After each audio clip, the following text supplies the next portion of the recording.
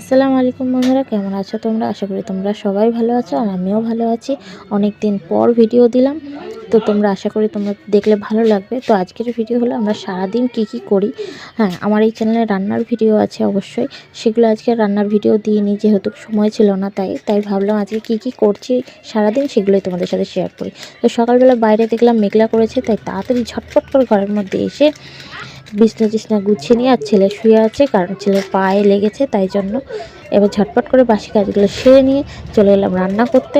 তো রান্না আমি এখানেই করি, দেখতেই পাচ্ছ দরজার পাশেই রান্না করি, যেহেতু আমার রান্নাঘর নেই, বারান্দাও নেই, তাই এখানেই কষ্ট করে রান্না করতে হয়, কিছু করার নেই। তো আজকে রান্না করবো ভুষো চিংড়ির বড়া আর খয়রা ইলিশ মাছ নিয়েছিলাম, সেটাই ঝাল করেছি সর্ষে বাটা দিয়ে।